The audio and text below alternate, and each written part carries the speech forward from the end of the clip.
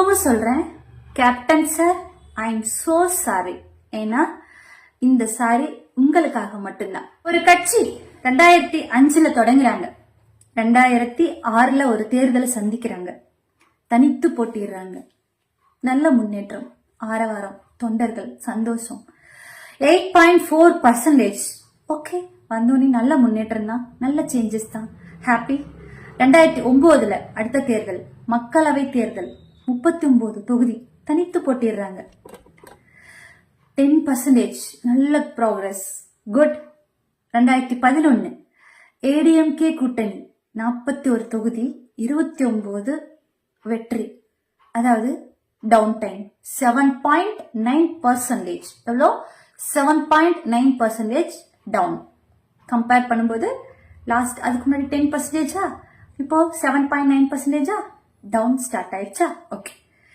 2014 மக்களவை தேர்தல், பாஜக பாமக கூட்டணி, அப்போ 14 தொகுதி, 0.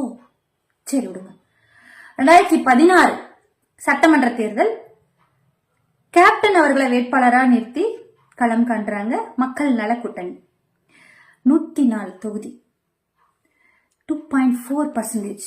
2019 மக்களவை தேர்தல், மீண்டும் ஏடிஎம்கே கூட்டணி, 4 தொகுதி. எவ்வளவு தொகுதி? 4 தொகுதி, 4 0. எத்தனைங்க ஆச்சு? 6 ஆச்சு. இப்போ போனா எத்தனாவது? கேட்கல. எத்தனாவது? 7வது. போனா 7வது.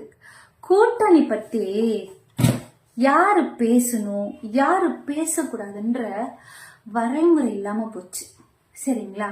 அதாவது கருத்தியல் ரீதியா பேசுறதுக்கு ஆயிரம் லட்சம் கோடி கணக்கில் கருத்துக்கள் இருக்கு, தகவல்கள் இருக்கு, பரிமாறலாம். ஓகே. ஆனா ஒரு பெண் அரசியலுக்கு வந்தா என்னெல்லாம் பேசலாம் அப்படின்னு சொல்லிட்டு காட்டினவங்களுக்கு கருத்தியல் ரீதியில் இனி விளையாடுவோமா? எந்த அடிப்படையில கூட்டணிக்கு நீங்க போவீங்க? ஃபர்ஸ்ட் உங்களை எப்படி போனீங்கன்னா எனக்கு புரியல. கூட்டணிக்கு போனா ஆல்ரெடி 2 டைம் அப்படியே 0 ப்ராக்ரஸ். நாங்க கூட்டணிக்கு வந்தா உங்களை 0 ஆக்கிடுவோம்னா இதெல்லாம் நீ ஏன் கேக்குற? உனக்கு என்ன உரிமை இருக்கு? ஏன் தலைவனை, ஏன் தலைவிய பேசுறதுக்கு உனக்கு என்ன ரைட்ஸ் இருக்கு அப்படின்னு கேட்கறவங்களுக்கு இந்த பதில் சொல்றேன். அரசியல் யார் வேணுமானாலும் பேசலாம். 18 வயது பூர்த்தி அடைந்த அனைவருக்கும் வாக்குரிமை இருப்பது போல பேச்சுரிமை அனைவருக்குமே உண்டு. அரசியல் அனைவரும் பேசலாம். இதில் இவர் தான் பேச வேண்டும், இவர் பேசக்கூடாது என்ற கட்டுப்பாடு கிடையாது. பேனாவுக்கு இருக்கும் பவர் பேச்சாளருக்கும் இருக்கு. அதோடு நாம் என்ன விதைக்கின்றோமோ அதுதான் பலவாக திரும்பி வரும். பிரபஞ்ச சக்திக்கு அப்பாற்பட்டது எதுவுமே இல்லை. அனைத்தும் பிரபஞ்சத்தில் அடங்கும். நாம் விதைக்கும் விதை பலவாக திருப்ப கொண்டு வந்து கொடுப்பதுதான் பிரபஞ்சத்தின் முக்கியமான கடமை. தேமுதிகவுடைய ஐடி விங்ஸோட தரத்தை நாங்க பார்த்துட்டோம். டிஎம்கேவோட ஐடி விங்ஸோட பர்ஃபார்மன்ஸ் நீங்க பாப்பீங்க.